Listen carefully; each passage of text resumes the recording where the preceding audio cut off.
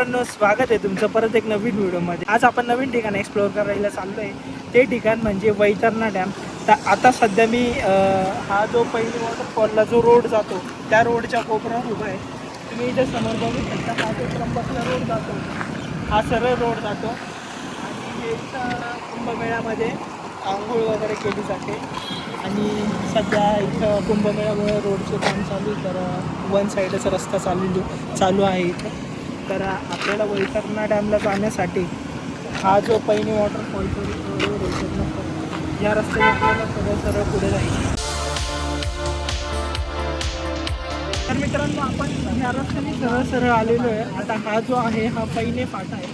पैने फाटामध्ये इकडनं आल्यानंतर आपल्याला डायरेक्ट राईट मारून सरळ जायचं। तर आपण इकडंच सरळ जाणार आहोत।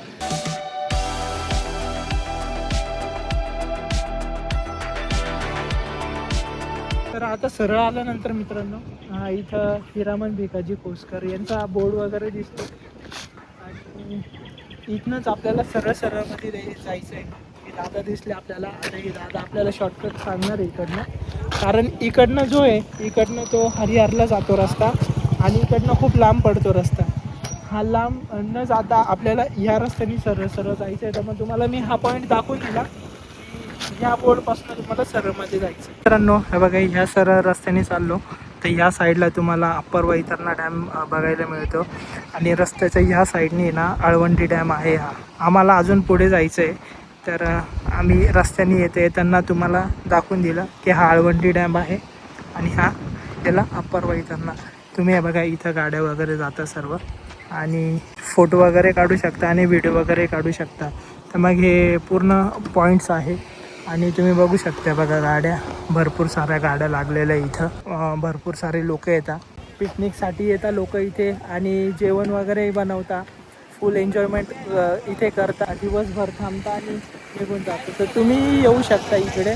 मित्रांनो, आता आहे ना, येताना आम्ही विचारत नेमकं दादांना विचारलं आणि तिकडनं सरळ येताना आपल्याला तो जो वरनं जो रोड होता तो लांबून पडला असता।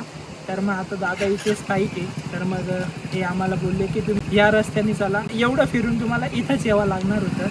तर यांनी आम्हाला त्या मधल्या रस्त्याने आणलं। तर आता इथल्याबद्दल अजून तुम्ही काय सांगा? बघा, आता हा आहे ना, हा वैतरणा अप्पर वैतरणा हा वैतरणा डॅम आहे।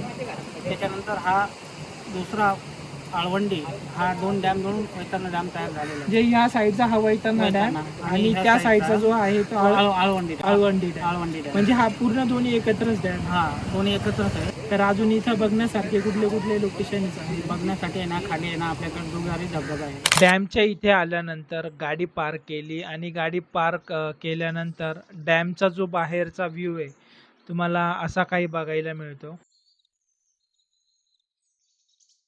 मला खाली जाऊन बघूया।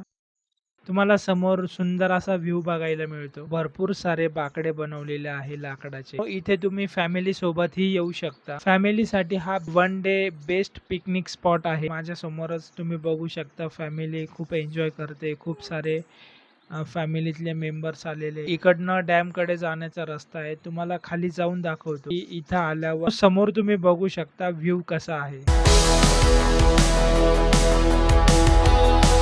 आता हा गेट आहे, गेट मधनं मध्ये चाललो आपण।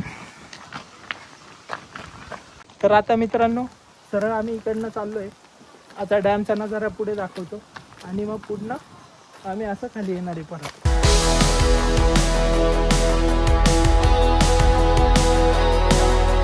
इथं आल्यावर मित्रांनो, हा नजारा तुम्ही बघू शकता, तेव्हा किती सुंदर दिसतोय बघा।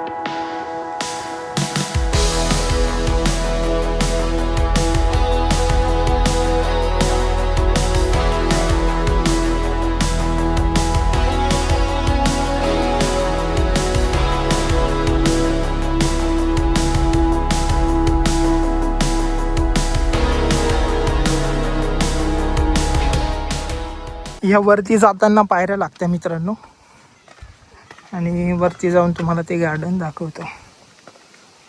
हे वॉच टॉवर तुम्हाला बघायला मिळतं।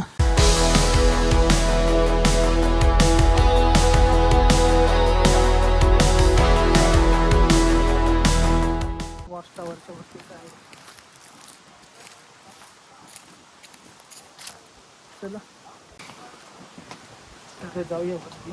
तर हा वरचा वॉच टावर आहे मित्रांनो. हा वॉच टावरपासून तुम्हाला असा डॅमचा व्ह्यू बघायला मिळतो. पण इथं जास्त काही डॅम दिसत नाही आहे. झाडं झुडपं जास्त मोठे झालेले आहे, त्याच्यामुळं मग डॅमचा व्ह्यू काही एवढा दिसत नाही आहे. पण मग तुम्ही थोडासा गॅपमधनं बघू शकता, तुम्हाला दिसत असेल कदाचित. तर इथल्या पूर्ण साईडला तुम्हाला झोकेचे हँगल दिसेल, पण मग या हँगलला झोके नाही आहे. हे पूर्ण इथं तुटलेलं दिसतंय. आता इकडनं साईडने गेल्यानंतर मित्रांनो इकडनं एक जायचा रस्ता आहे.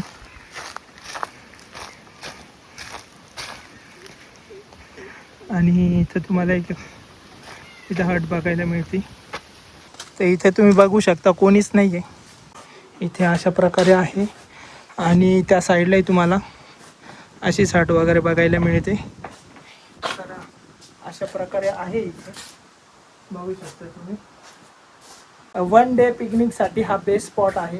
तर मित्रांनो या पुलावरच आलेलो आपण परत. तर तुम्हाला सनसेट दाखवतो. आता नेमकं ढग खूप सारे आलेले, ढगाच्या पलीकडे तो दिसत नाही आहे सूर्य. तर सनसेटसाठीच इथे आम्ही थांबलेलो आहे.